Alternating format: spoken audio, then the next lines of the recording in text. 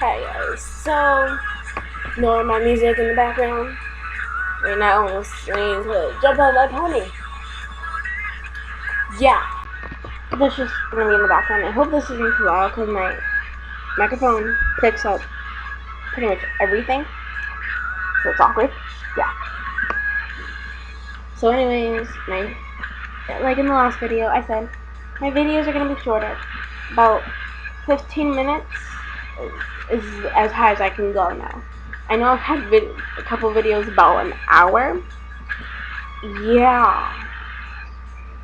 Anyways, I'm gonna read it out loud for you guys. This is called My Dad Made a Deal to Save My Life, and now I'm engaged to a vampire prince. Prologue. Just so you know, I tried to read the prologue in chapter 1, and then it being a little, about 20 minutes, and I couldn't post it. Which sucked, but yes.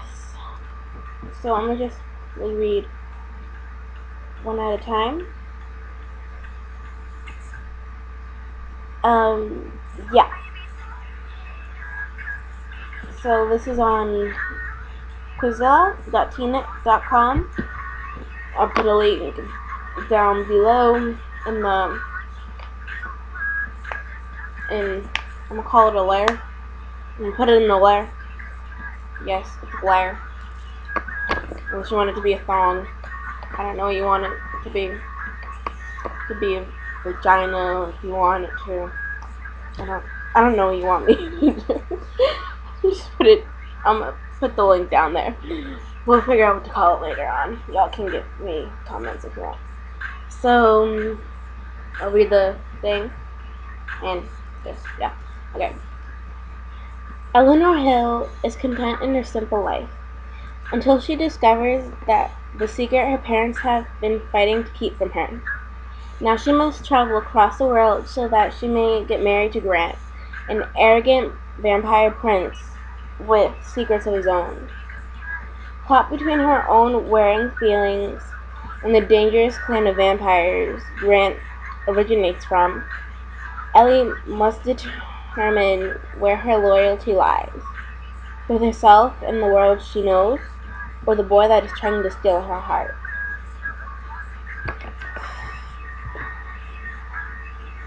I can read perfect. By the way, I never listened to my video, so I don't know how I sound or if you can hear me, because every time I hear my voice, I never want to post stuff. Well, yeah. So sorry if you can't hear me that well, even though you should, but... Daddy, come play with me!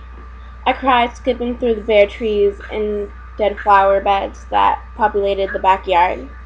My cargo pants and boots were wet with snow that climbed to my knees. My parka zipped snugly to my chin. Come on, Daddy! I cried again, enjoying the feeling of freedom that came at age 9. Dad laughed from the sliding door on the patio. 1 minute, Elle. Mom needs help starting dinner. I'll be out soon. I promise. My instatable,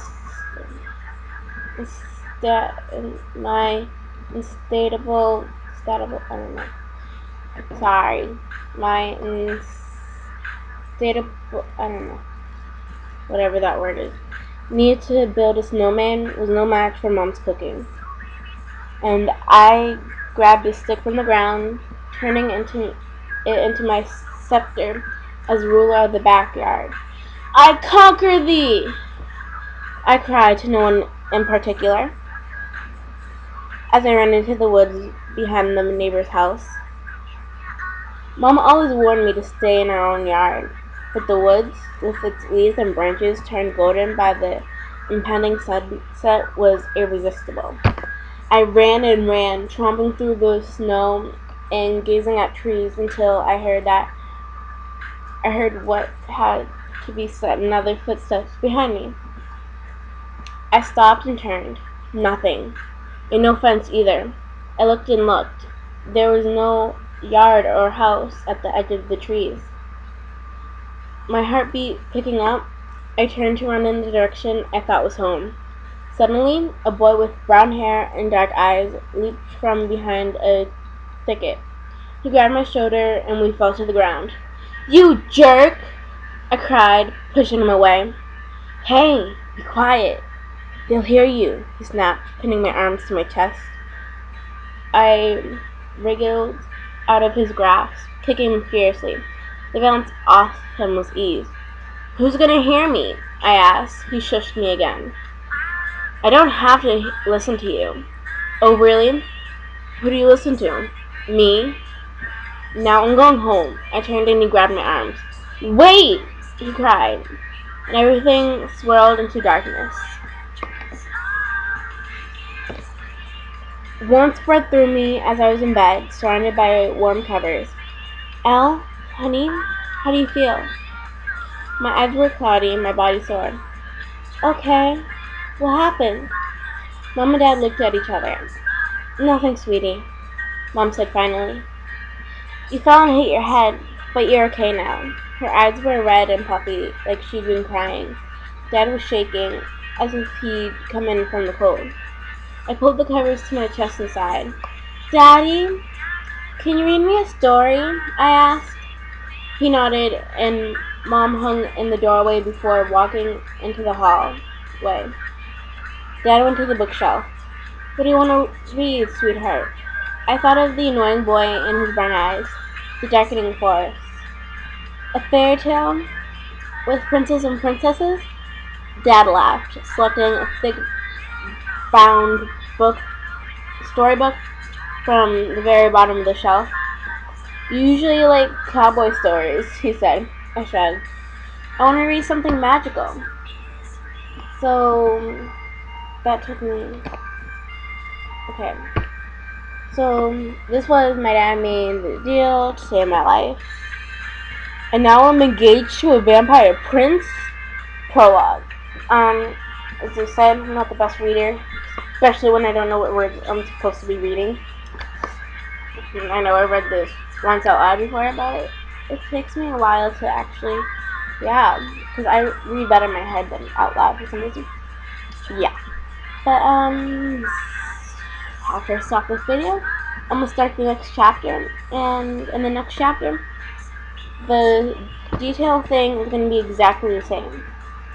I haven't read past chapter 1, because I wanted to read it with you guys. Because it's been cool. Okay. So it'll be exactly the same, so in the next one, I won't read this, but in the next one, if they have a different thing, then I will. That's obvious. Okay. I'm sorry. Well, thank you, my little dinosaurs, for watching. I'm sorry, this is too much for me. I'm sorry, my little, sorry, my little dinosaurs. I love you. Bye. Mwah.